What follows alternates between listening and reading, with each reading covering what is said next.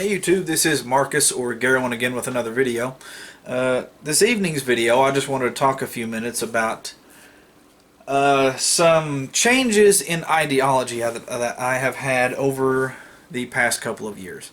For those of you who may have seen some of my older videos, I am a big Linux guy. My home server runs Debian Linux. For years and years, all of our personal computers in the house exclusively ran a Linux distribution of some kind, whether it was Debian or Ubuntu. We only used desktop Linux on our personal machines for years and years. And my love with Linux began some years back. When I went to college, a friend of mine introduced me to Mandrake Linux, which became Mandriva a little bit later. And then, I started doing a little bit of research and experimentation, and I tried out Fedora Core. And then, I bounced back and forth between Mandriva and Fedora Core for a little while. And then I discovered Ubuntu back when it was Ubuntu 6.04 or something like that. And then from Ubuntu, I experimented with Debian because I heard Ubuntu was based on Debian. And I liked some of the things in the Debian, some of the principles that Debian was founded upon. They don't include any non-free parts in their system. Even Ubuntu, even though it is a Linux distribution, and Ubuntu itself is open source, free open source software. For the sake of convenience, they do actually include some proprietary blurbs or blobs of code in their release of the kernel to provide better support for certain pieces of hardware like wireless cards and things of that nature, because there's no quality open source drivers for some of that hardware. And but for years I was exclusively a Linux guy. I would only ever, if I bought a computer, the first thing I did was I would take a clone-zil image of the factory setup with whatever Windows was on it, and then nuke it and put whatever Linux distribution I was using at that time on it.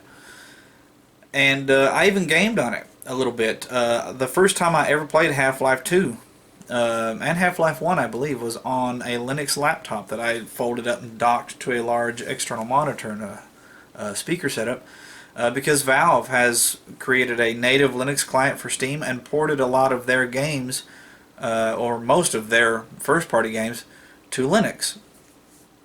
And so I've had some positive PC gaming experiences on Linux before I ever really took the time to sit down and build myself a proper gaming PC like the one behind me here. For years I was perfectly happy, and I'm still perfectly happy with the Debian Linux that's running on my home server in there. I used Android phones because I knew Android was based on the Linux kernel, or at least, and it's just Google's fork of it. And then there was a period of time where I kind of got tired of the smartphone. I kind of felt overwhelmed, like the smartphone was more of an attachment to me, like something that people never left me alone. And so I ditched the smartphone and got a little flip phone because I got one for free, because at the time I was working, but we weren't making a lot of money. And then one day me and my wife decided to go to a Cabela's that opened up in Lexington, Kentucky, about 100 miles down the road here.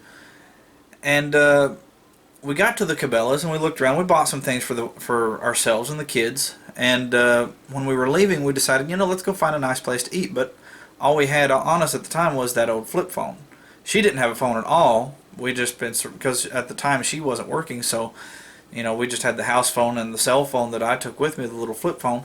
But we didn't know where we were really in Lexington. We had no idea what businesses were around us or anything. I mean, we could find our way back to the interstate and get back home, but we didn't know where any businesses were or anything of that nature. And so I said, you know what? Screw it. I'm tired of not having a smartphone, because in today's world it's becoming more and more important to have a smartphone, because in order to effectively conduct business, it's imperative that you have some sort of smart device with you, because you can you can survive without one perfectly fine, but they make things so much easier. You know, and when you got your GPS, your note taking, your Facebook, your music player, your phone, you know, all that stuff in one little device, I mean, it makes getting things done a lot easier. And so we kind of drove around and we asked some people at a gas station where the nearest retail store was, whether it was, and we went to a Costco, but you can only shop there if you're a member. And you know that's the closest one. It's 100 miles from here, so I didn't bother paying for a membership because the likelihood of me going back to that Costco often enough to validate spending the money on a membership, you know, was pretty slim. So I left the Costco and we found a Target. We went into the Target, went back to the electronics section, and I looked around and I found this Lumia 640, and it shipped with Windows 8.1. It's through Cricket Wireless, and I looked at it and I said, you know, I have never used a Windows phone. Let's give it a shot, see what it's all about. I used Windows 7 at work when I was in the military because we had Windows 7 on our desktop computers, or our laptops, what they were, to get work done. I had piddled around with Windows 8 a little bit on some friend and family member computers that people had brought to me to work on, and I hated the interface. I hated not having, like, the desktop was there, but it was like they just kind of shoehorned it in for people who really wanted to use the desktop. But everything was that, you know, full screen all the time, set up with the live tiles everywhere, and I hated it. So that was the latest impression I'd had of Windows at the time. But I bought this Lumia 640. It was $35, brand new. It's on a prepaid plan. I pay $50 a month for unlimited talk and text and 8 gigabytes of data. And I actually fell in love with this phone. For $35, brand new, on a prepaid plan, I only pay $50 a month after I bought the phone. This phone has been outstanding. Now, given there are some apps that are on Android and iOS that are not on Windows Phone, because those two other platforms are the dominant platform in the mobile sphere. And so I couldn't get Samurais versus Zombies, which is a game I used to like to play. But it does have Facebook and Messenger. It does have VLC. It does have the app for my bank. It has apps for all of the things that I use on a regular basis. And I started experimenting and playing around with this phone, and I actually was able to start being really productive with it. And it recently updated itself to Windows 10, and I'm still loving the phone. Fast forward a little bit, and I started migrating from console gaming to PC gaming. Last February, I bought myself a PlayStation 4, and I had a lot of fun with it. I played a lot of Battlefield 4 with a buddy of mine. Played through Fallout 4. I played through Call of Duty Black Ops 3 and played a little bit of that online. And but then, you know, right after I bought it, they started talking about the PlayStation 4 Pro, and I started thinking about building myself a gaming PC. So I bought a laptop and ran into some issues with just a lack of horsepower. And so I finally broke down and bought myself built myself a gaming PC. And when it came time to choose the operating system, I said, I thought really hard and honestly. I said, if the primary purpose of this machine is going to be playing video games, then it needs to run Windows. That's just a fact of life. You can hate Windows for one reason or another, but if you're going to build a computer for the specific purpose of playing video games, then you need to have Windows on it, period. And here's why. Yes, there are quite a lot of games on Linux. There are quite a lot of newer games that are being ported to Linux. But there are also quite a lot, if not the majority of games coming out, are made for Windows, because that's what 90+% of desktop PCs run, and so that's what developers put their time into making the games for.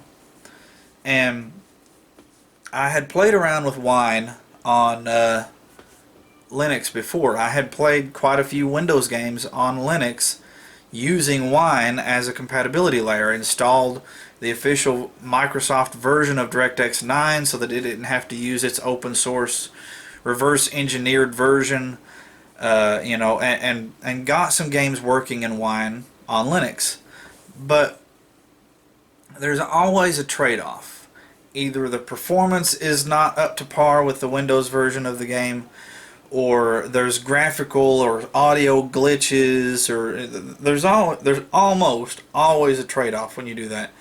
And and if you install an updated version of Wine, it may fix this game but then break this game, and then there's even add-ons for Wine, like there's one called Play on Linux, that the whole purpose of that application is to compartmentalize different instances of Wine, so that, let's say you want to play, this game on Linux. It says, okay, well, this version of Wine with these modifications made to its registry gives you the best results for playing this game on Linux.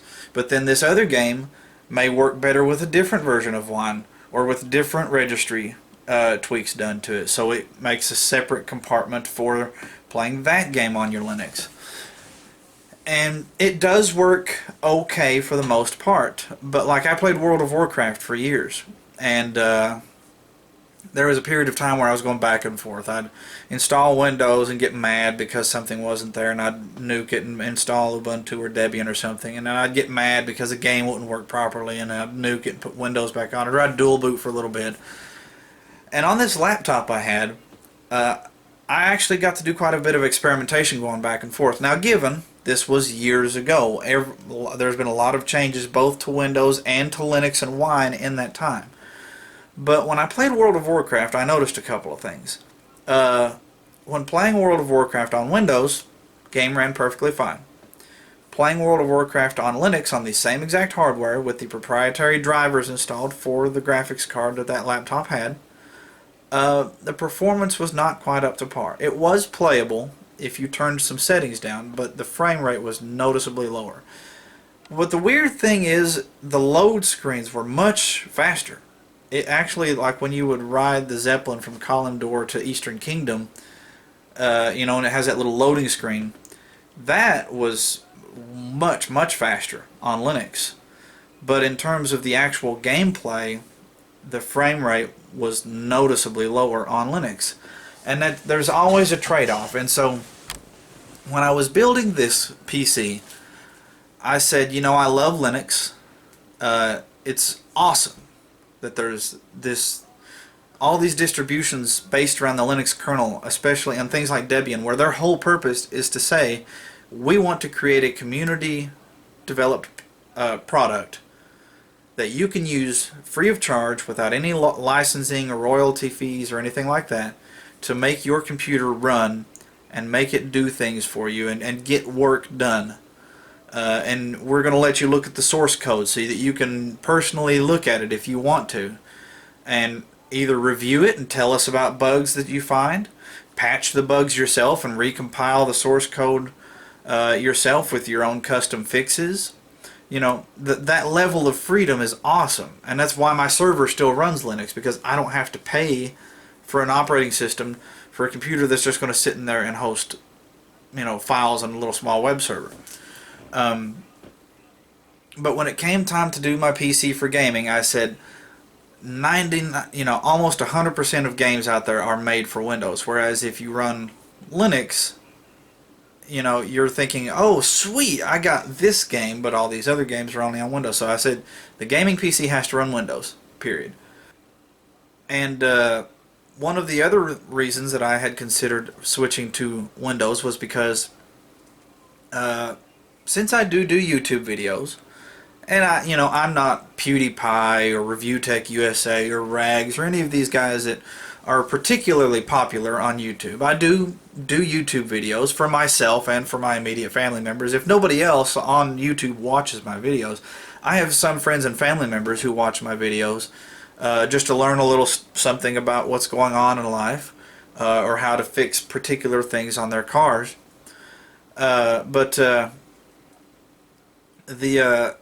There was a serious lack of quality video editing software on Linux.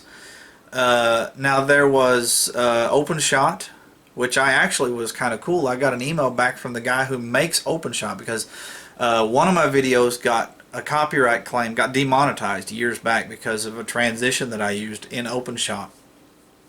And I actually emailed that developer and asked him himself, hey, can I monetize videos if I include a transition in OpenShot? And the guy who makes the software emailed me back and said, yeah, sure, go for it. And then I went through Google and they said, cool. And so that was kind of cool that I was able to personally contact the guy who makes the software and ask him a question like that, and he got back to me. And there was Pativi, and Pativi was alright. And then there was Sinalera and AVI Demux, which I actually have on this for some simple, quick clipping of videos. But there wasn't any particularly robust and stable video editing software out there. Even OpenShot, you know, the guy was cool, but there wasn't a ton of features, and there was always some kind of little interface bugs, like you couldn't snap video clips together, and so if you were not exactly perfect when adding your transitions and lining up your clips, then like your transition might like go completely black for a second and then fade in, or you know, it was difficult to do quality work with the free open source products that were out there. And when I bought that laptop that came with Windows 10 on it, it came with Cyberlink Power Director, and I got to play around with it and really fell in love with it. And it's a paid product. And but when I built this computer, I actually bought the latest version of Power Director to put on this PC, because I said, you know what, if you make a good product, you're entitled to get paid for it. So I bought a copy of Windows 10. I bought Cyberlink Power Director so that on this PC I can get work done. You know, I can play my games without worrying about compartmentalized wine installations.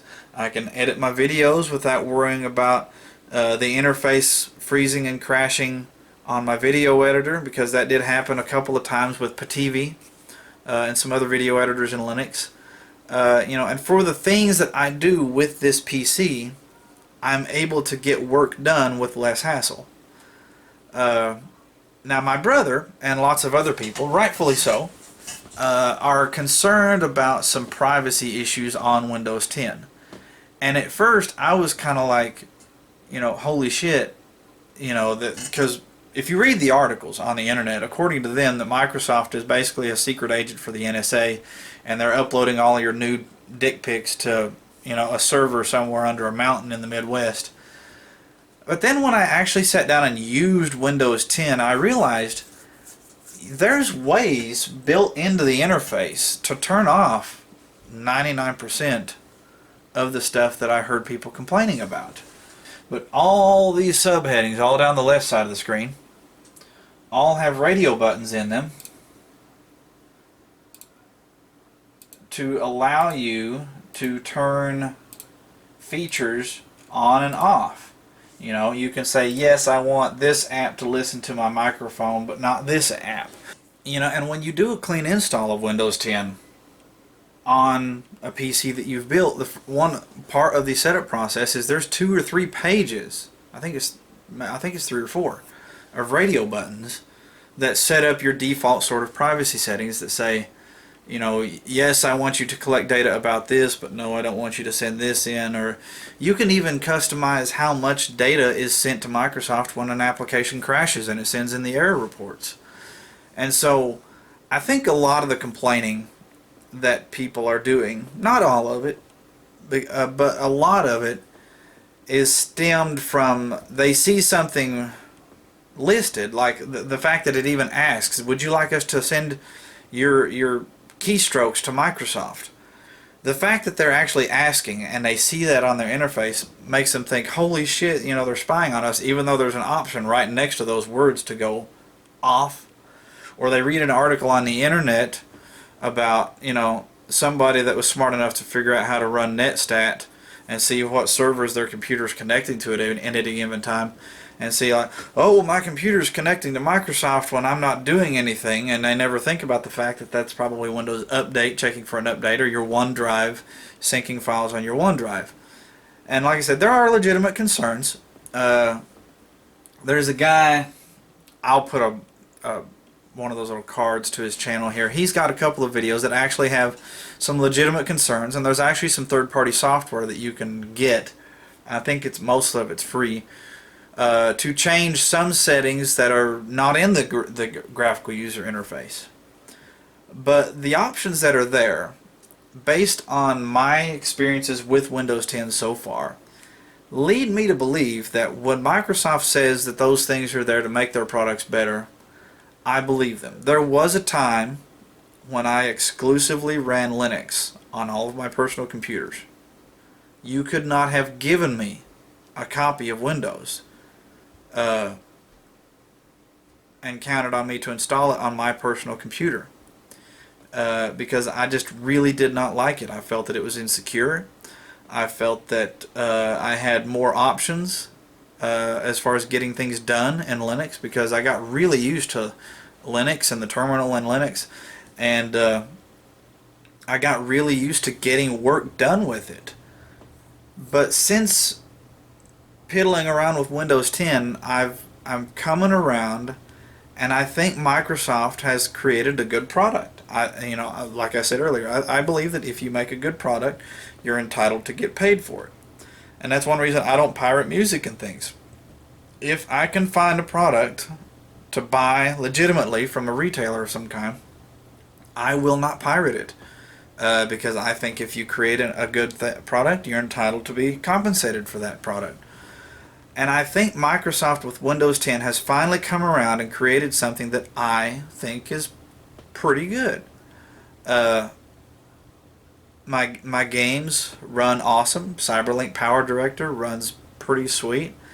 And I actually took a leap and went full circle from the attitude of like Debian Linux.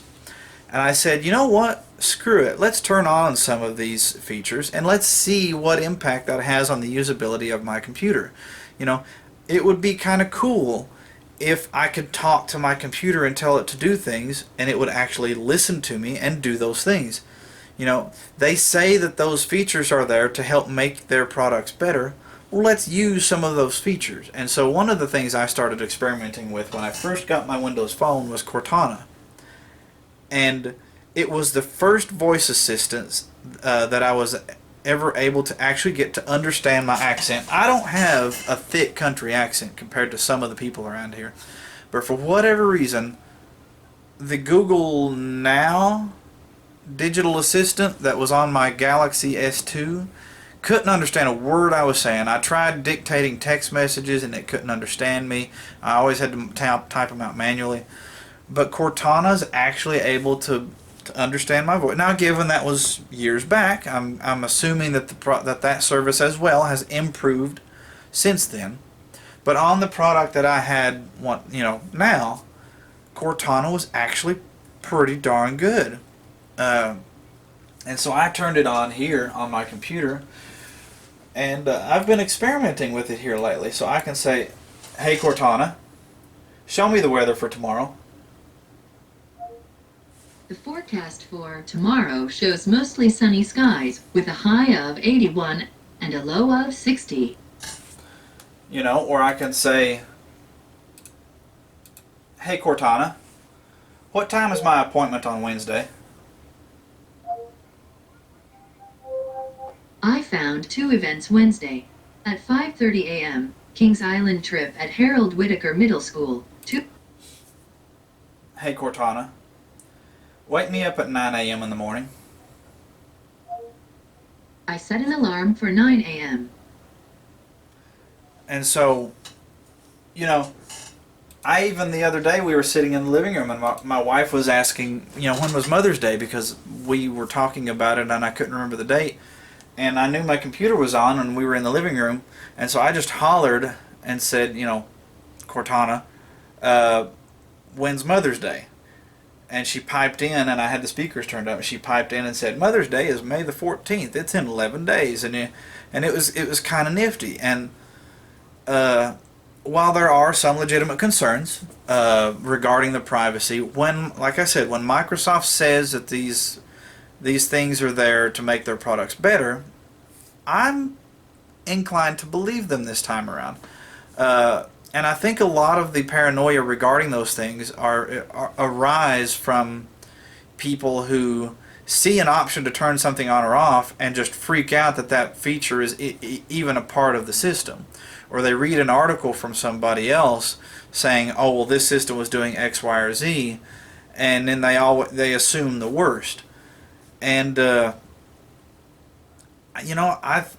like I said, coming from somebody who for the longest time was exclusively a Linux user, and I still use Linux. Like I said, my home server is still running Debian Linux, and probably will until the thing explodes, and when I replace it, the new one will probably run Debian Linux, because it's a good product. It's a free open source operating system with lots of built-in utilities and security that I can set up easily, stick in a corner, and not worry about it. I know it's not going to crash. It's not going to have, I know it's reliable.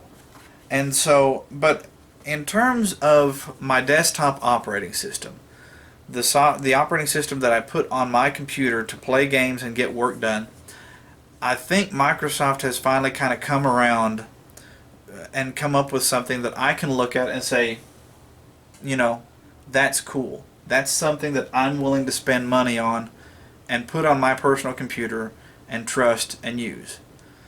And I just wanted to make this video to make that point, to talk about how Microsoft has grown over the years that I've been using computers in one form or another. I liked Windows 7, but it was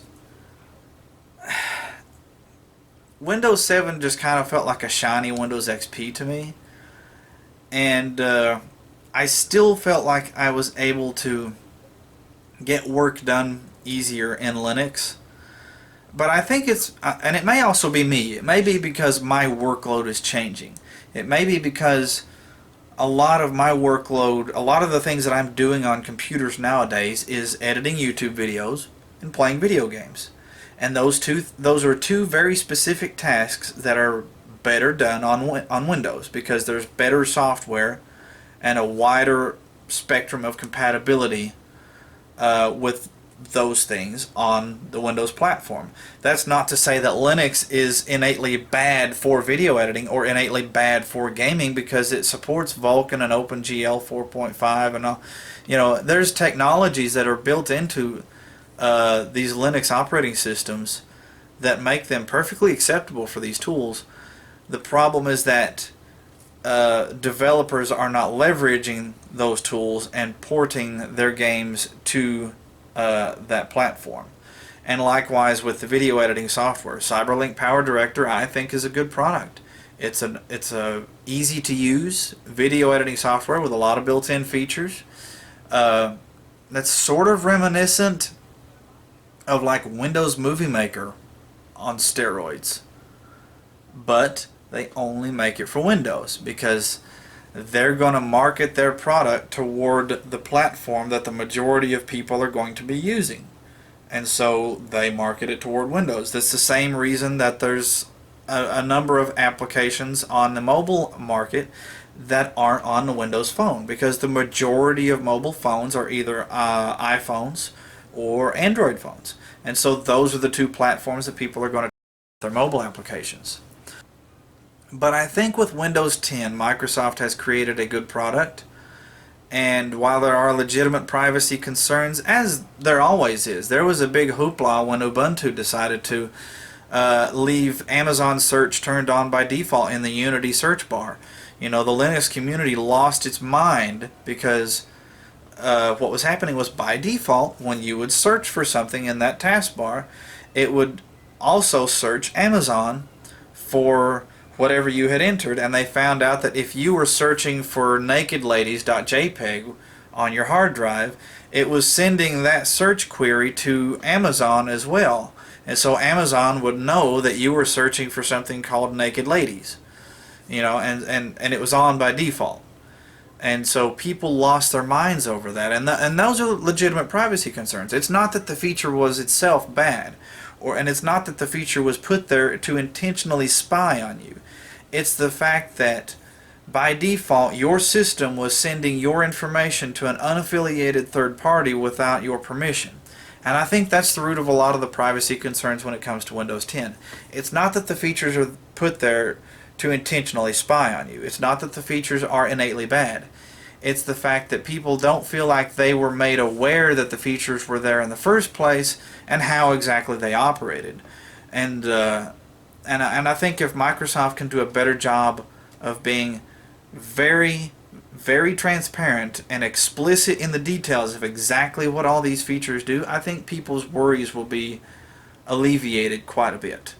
But me personally, since buying this phone for $35 in Target because I couldn't figure out where a nice restaurant was close to me, I've come around and I've come to really like Windows 10 and Cortana, and I think Microsoft has done a good job lately. Oops. Go away, Cortana. There's some bugs that need to be worked out in some things, but I think they're doing pretty good.